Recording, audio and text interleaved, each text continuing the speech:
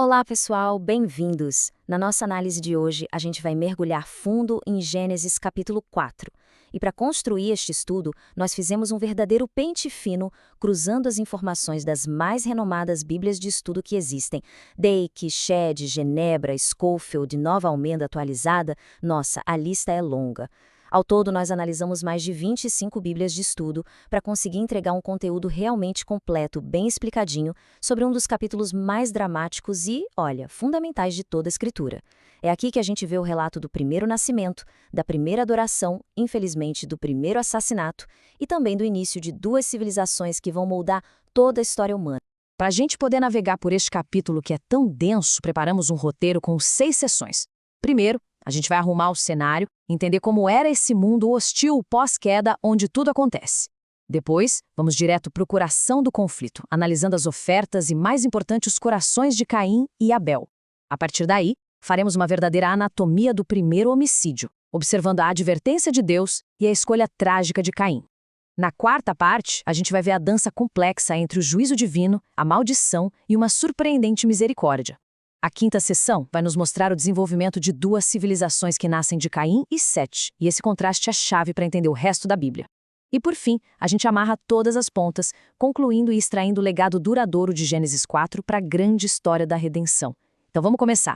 Olha, para a gente entender Gênesis 4 de verdade, é absolutamente crucial voltar uma casinha, lá para Gênesis 3. Este capítulo não acontece num vácuo, sabe? Ele é a consequência direta, imediata da queda. Adão e Eva foram expulsos do jardim, da presença manifesta de Deus. O mundo agora é outro. A harmonia foi para o espaço. A terra que antes era só abundância, agora está amaldiçoada, produzindo espinhos e cardos. O trabalho virou uma luta, um sofrimento. O parto se tornou doloroso. E a morte tanto espiritual quanto física, entrou de vez na experiência humana. É nesse mundo novo, um mundo hostil marcado pela alienação, que nasce a primeira geração. A declaração de Eva no nascimento do seu primeiro filho é muito, mas muito reveladora. Ela não diz apenas, tive um filho. Ela exclama, alcancei do Senhor um varão. O nome Caim, em hebraico Caim, soa muito parecido com o verbo kaniti, que significa adquirir ou alcancei. Muitas bíblias de estudo sugerem que a esperança de Eva que era gigantesca. Ela provavelmente se apegou com unhas e dentes àquela promessa de Gênesis 3,15, a de que a semente da mulher esmagaria a cabeça da serpente. É bem provável que na sua fé, talvez um pouco apressada, ela tenha olhado para o seu primogênito e pensado, é ele, chegou o Redentor, adquiriu o homem que vai nos libertar. Que ironia trágica, né? Perceber que aquele que ela via como o Salvador se tornaria o primeiro assassino da história. E aí, em forte contraste com o nome de Caim, que carrega esse peso de aquisição, de poder, vem o nome do irmão dele, Abel, ou Rebel em hebraico. E o significado é profundamente melancólico e ao mesmo tempo profético. Rebel é a mesmíssima palavra usada 38 vezes no livro de Eclesiastes, traduzida como vaidade. Vaidade de vaidades, tudo é rebel. Significa algo passageiro, um sopro, um vapor que aparece por um instante e logo some. O nome de Abel, desde o berço, já era um prenúncio da vida curta que ele teria e do fato de que ele passaria por este mundo sem deixar descendência, como uma respiração que se perde no ar. E não para por aí. As ocupações dos irmãos também são carregadas de simbolismo. Caim se torna um lavrador, alguém que trabalha a terra. Mas que terra? Exatamente a Adamá, o solo que Deus amaldiçoou por causa do pecado do pai dele. Ou seja, Caim está, no seu dia a dia, em conflito direto com as consequências da queda, lutando para arrancar sustento de um chão que não quer colaborar. Abel, por outro lado, é um pastor de ovelhas. E se a gente pensar bem, ao longo de toda a Bíblia, a figura do pastor é muitas vezes associada à piedade, ao cuidado, à liderança sacrificial. Desde Davi até Jesus se descrevendo como o bom pastor. Essas profissões não são por acaso, elas preparam o palco para a gente entender a natureza dos dois irmãos e o conflito que está prestes a explodir. Resumindo essa primeira sessão, Gênesis 4 se passa no mundo quebrado, o nascimento de Caim vem com uma esperança talvez equivocada, enquanto o nome de Abel já aponta para sua morte, e as profissões deles já simbolizam duas formas bem diferentes de lidar com este mundo amaldiçoado. Agora a gente chega no evento central, no estopim da tragédia. O primeiro ato de adoração registrado fora do Éden. Caim e Abel se aproximam de Deus com ofertas. Uma é aceita, a outra é rejeitada. E essa distinção divina vai desencadear uma catástrofe. A pergunta que ecoa há milênios é, por quê? O que tinha de tão diferente nessas duas ofertas para Deus reagir de formas tão opostas? A resposta não é tão simples. Ela tem várias camadas que a gente precisa desembrulhar junto. A primeira pista está escondidinha na descrição do que eles ofereceram. O texto é sutil, mas é muito intencional. Caim trouxe do fruto da terra. Uma descrição genérica, casual, sem nenhum detalhe de excelência. Ele simplesmente pegou alguma coisa da sua colheita. Agora, olha só a oferta de Abel. Ele trouxe dos primogênitos das suas ovelhas e da sua gordura. Aqui os detalhes fazem toda a diferença. Primogênitos quer dizer as primícias, o primeiro, o mais valioso. Gordura, mais para frente no sistema de sacrifícios, era sempre vista como a melhor parte, a porção de honra reservada para Deus.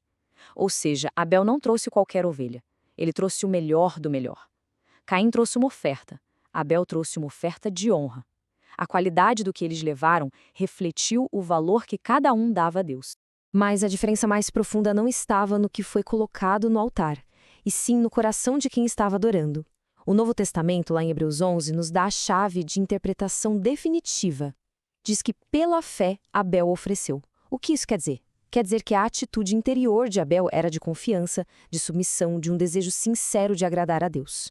A oferta dele era só a expressão externa de uma fé que estava dentro dele. Já Caim, pelo jeito, agia por obrigação. Ele estava cumprindo um ritual religioso, mas o coração dele não estava ali. E essa é a essência do caminho de Caim que a Epístola de Judas menciona. A religião das obras, a religião de fachada, sem fé por dentro, a tentativa de se chegar a Deus do nosso jeito e não do jeito de Deus. E se ainda existia alguma dúvida sobre como estava o coração de Caim, a reação dele à rejeição de Deus simplesmente escancara tudo. Pensa comigo, se o coração dele fosse reto e ele só tivesse cometido um erro no ritual, qual seria a reação normal? Humildade, né? Arrependimento. Uma pergunta sincera. Senhor, o que eu fiz de errado? Como posso consertar? Mas não, essa não é a reação de Caim. Ele irou-se fortemente e descaiu-lhe o semblante. A raiva dele não é contra si mesmo, é contra Deus e contra o irmão. A rejeição da oferta dele não gerou arrependimento, mas ressentimento e uma inveja mortal. Essa reação é o diagnóstico final que expõe a doença no coração dele.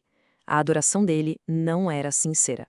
Em resumo, a diferença crucial não era se a oferta era de vegetais ou animais, mas sim a qualidade da oferta, o melhor versus qualquer um, a disposição do coração, fé versus formalismo e a reação à correção de Deus, ressentimento versus arrependimento.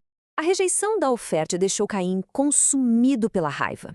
E é nesse momento de tensão máxima que a gente vê uma das demonstrações mais incríveis da graça preventiva de Deus. Antes que o pensamento pecaminoso vire um ato pecaminoso, Deus intervém. Ele não abandona Caim na sua raiva. Ele se aproxima, conversa com Caim, oferecendo uma advertência e uma saída. Esse diálogo é fundamental para a gente entender a natureza do pecado e da nossa responsabilidade. Vamos analisar com calma essa advertência de Deus, porque ela é muito profunda. Primeiro, Deus mostra que a porta não se fechou. Se bem fizeres, não é certo que serás aceito. A chance de reconciliação ainda estava ali. Caim podia se arrepender, corrigir sua atitude e ser restaurado. Mas aí vem o alerta solene. Se não fizeres bem, o pecado jaz à porta. A palavra hebraica aqui para jaz, ou está de tocaia, dá a imagem de um animal selvagem, agachado, pronto para dar o bote. O pecado é tratado como uma força predadora, um demônio à espreita, esperando a chance para atacar e devorar. O desejo dele é dominar Caim. Então Deus coloca a responsabilidade diretamente nos ombros dele. Sobre ele deves dominar. Deus não diz, eu vou dominá-lo para você. Ele diz, você deve dominá-lo. É um chamado à ação, à resistência, à responsabilidade moral. Caim tinha uma escolha bem clara na sua frente: dominar o pecado ou ser dominado por ele. E, tragicamente, ele escolhe o segundo caminho. O texto nos mostra a progressão deliberada da sua queda. Tudo começa com a emoção interna, a ira contra Deus e a inveja do irmão. O segundo passo é a rejeição consciente do conselho de Deus. Ele escuta o aviso e simplesmente o ignora. O terceiro passo é o engano e a premeditação. A frase "falou Caim com seu irmão Abel" e a sugestão "vamos ao campo" é de arrepiar. Ele atrai o irmão para um lugar isolado, fingindo que queria conversar. Isso não foi um crime passional, uma explosão de raiva. Foi um ato calculado. E o passo final é a consumação da violência. Se levantou Caim contra seu irmão Abel e o matou. A semente da ira, que foi regada pela rejeição da graça, floresceu no fruto do fratricídio. Recapitulando essa sessão, a gente viu a graça de Deus em advertir Caim, a imagem poderosa do pecado como uma fera, o chamado à responsabilidade humana para dominar o pecado e, por fim, a escolha trágica e deliberada de Caim de ignorar tudo isso e executar seu plano assassino.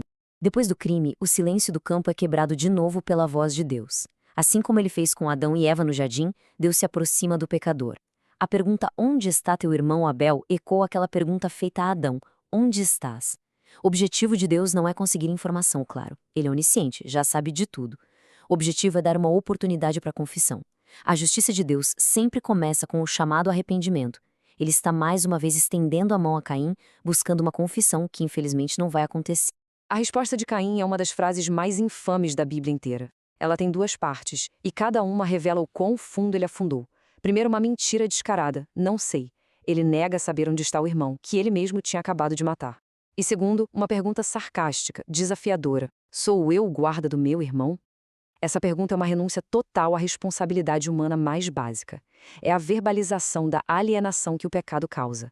E a resposta implícita em toda a Bíblia é um sim gigantesco. Sim, Caim, somos todos responsáveis uns pelos outros. Sua resposta fria mostra um coração completamente endurecido, sem o menor sinal de remorso. Diante da mentira de Caim, Deus revela que sabe do crime com uma imagem poética e muito poderosa. Ele não diz: eu vi o que você fez. Ele diz: a voz do sangue do teu irmão clama a mim desde a terra. Esse conceito é profundo. O derramamento de sangue inocente contamina a própria criação, e a terra manchada grita a Deus por justiça. Abel, mesmo morto, ainda fala.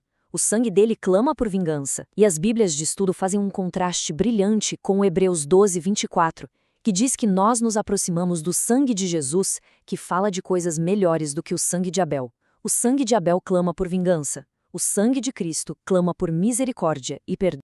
O juízo de Deus é então declarado, e é uma maldição que se encaixa perfeitamente no crime. Primeiro, Caim é amaldiçoado desde a terra. Como lavrador, a identidade e o sustento dele vinham do solo. Agora, esse mesmo solo que ele manchou com o sangue do irmão vai se virar contra ele, negando sua força e produtividade. Em segundo lugar, a maldição traz exílio e alienação. Ele será fugitivo e errante sobre a terra. O homem que se recusou a ser o guarda do irmão é condenado a uma vida sem lar, sem comunidade, sem raízes. E por fim, a consequência disso é a separação da presença de Deus, como o próprio Caim reconhece quando diz: da tua face me ocultarei. E então, quando a gente espera a sentença de morte, a narrativa dá uma virada de 180 graus, totalmente inesperada. Caim não se arrepende do pecado, mas reclama da punição, com medo de ser morto. E a resposta de Deus é um ato de pura misericórdia. Ele protege o assassino. Ele declara que quem matar Caim será vingado 7 vezes. O número 7, que é um símbolo de perfeição, significa uma retribuição divina completa. E para garantir essa proteção, Deus pôs um sinal em Caim. A gente não sabe o que era esse sinal, mas a função dele era clara. Era uma marca de proteção divina, não de vergonha. Mesmo no meio do juízo mais severo, Deus mostra uma misericórdia que preserva a vida, mostrando que a redenção, mesmo que rejeitada, ainda é uma possibilidade. Resumindo, nessa sessão, vimos a confrontação de Deus, a negação de Caim, o princípio do sangue inocente clamando por justiça, uma maldição sob medida e, no final, um ato de misericórdia que protege a vida do assassino. A última parte de Gênesis 4 abre o foco. A gente sai da história pessoal de Caim para acompanhar o legado da descendência dele, contrastando tudo isso com uma nova linhagem de esperança que Deus providencia. Esse trecho estabelece um dos temas mais importantes da Bíblia inteira: a história de 2 sementes, 2 linhagens, 2 cidades, 2 caminhos para a humanidade. Uma é a civilização do homem, construída na rebelião e na autossuficiência. A outra é a comunidade da fé, construída na dependência e na adoração a Deus. Esse slide ajuda a gente a visualizar bem o contraste. A linhagem de Caim é marcada pelo progresso material e cultural. Eles são os pioneiros da civilização. Caim, que era para ser um errante, desafia a maldição e constrói uma cidade, tentando criar raízes na marra. Os descendentes dele desenvolvem a pecuária, a música, a metalurgia. São conquistas humanas notáveis. Só que essa civilização é construída longe da face do Senhor. A base dela é a autossuficiência. Espiritualmente, ela só decai. Lameque introduz a poligamia, quebrando o padrão de Deus para o casamento. Em contraste, a linhagem de Sete não é definida por conquistas materiais. A atividade central deles é espiritual. Eles começaram a invocar o nome do Senhor. O fundamento deles é a dependência de Deus. Eles representam a linhagem piedosa, a linhagem da promessa. O clímax da arrogância da linhagem de Caim tem nome e sobrenome: Lameque, o sétimo na genealogia a partir de Adão pela linhagem de Caim. O discurso dele para as esposas, conhecido como o Canto da Espada, é o primeiro poema da Bíblia e é um hino à violência e à vingança. Ele se gaba de ter matado um homem por um simples arranhão, uma retaliação totalmente desproporcional. E o mais chocante é como ele distorce a misericórdia de Deus. Ele pega a promessa de proteção que Deus deu a Caim, vingança de 7 vezes, e a multiplica, cheio de arrogância para si mesmo. Lameque 77 vezes. Ele se coloca no lugar de Deus, reivindicando para si o direito a uma vingança sem limites. Ele é o ápice da rebelião humana que se recusa a depender de Deus e confia na própria força e violência. E exatamente quando a narrativa chega no seu ponto mais sombrio, com esse canto de Lameque, o texto nos oferece um raio de luz e esperança. A gente volta para Adão e Eva. Abel está morto, Caim está exilado, mas Deus providencia um substituto. Eva dá à luz outro filho e o chama de Sete, que significa designado ou concedido. Ela reconhece que ele é um presente de Deus para continuar a linhagem piedosa no lugar de Abel. Aí, para Sete, nasce um filho, Enos, que significa homem ou humanidade frágil. E é aqui que a esperança floresce. Então se começou a invocar o nome do Senhor. Enquanto a linhagem de Caim se gloriava na própria força, a linhagem de Sete reconhecia sua fragilidade e começava a buscar a Deus em adoração pública, comunitária. A linhagem da promessa estava viva. Resumindo, vimos o surgimento de 2 civilizações. A de Caim, impressionante nas suas realizações, mas marcada pela rebelião, violência e decadência, culminando em Lameque. E a de Sete, a linhagem da promessa, que encontrou seu propósito não em construir cidades, mas em invocar o nome do Senhor. E assim, pessoal, a gente chega à conclusão da nossa análise de Gênesis 4. Nós percorremos essa jornada trágica da primeira família fora do Éden e testemunhamos as terríveis consequências do pecado se manifestando de forma bem concreta na história humana. Este capítulo não é só uma história antiga, ele estabelece padrões e princípios que vão ecoar por toda a Bíblia e chegar até os nossos dias. Agora, vamos sintetizar as lições mais importantes que a gente pode levar desse estudo. Então, o que a gente leva para casa de Gênesis 4? Primeiro, aprendemos que a adoração de verdade não é sobre ritual externo, é sobre a fé e a atitude do coração. Deus olha para o adorador antes de olhar para a oferta. Segundo, a gente vê que a ira e a inveja, quando não são tratadas e entregues a Deus, são sementes venenosas que uma hora ou outra vão crescer e dar o fruto da violência. Terceiro, recebemos essa imagem super forte do pecado como uma força ativa, predadora, que precisa ser conscientemente dominada, uma responsabilidade que Deus nos dá. Quarto, e isso é fundamental, vemos a dualidade do caráter de Deus. Ele é perfeitamente justo e não deixa o pecado sem punição, mas ele também é surpreendentemente misericordioso, preservando a vida e oferecendo proteção até mesmo ao culpado. E, finalmente, Gênesis 4 estabelece o grande conflito da história. A luta contínua entre a semente da serpente, a linhagem da rebelião, e a semente da mulher, a linhagem da fé e da dependência de Deus. E para a gente fechar, eu deixo esta pergunta para reflexão. A história de Caim não ficou presa no passado. O caminho de Caim ainda é uma trilha perigosa e bem movimentada hoje em dia. De que maneira a gente vê esse caminho se manifestando ao nosso redor e, mais importante, dentro de nós? Onde é que a gente pratica uma religião de aparências, baseada nas nossas próprias obras e não na fé? Onde permitimos que a inveja pelo sucesso ou pela bênção de outra pessoa envenene nosso coração? E em que momentos a gente se recusa a assumir a responsabilidade pelas nossas falhas, respondendo à confrontação com mentiras e desculpas, em vez de confissão e arrependimento? Gênesis 4 nos convida a examinar nossos próprios corações para garantir que não estamos andando no caminho largo de Caim, mas no caminho estreito de Abel e Sete, o caminho da fé.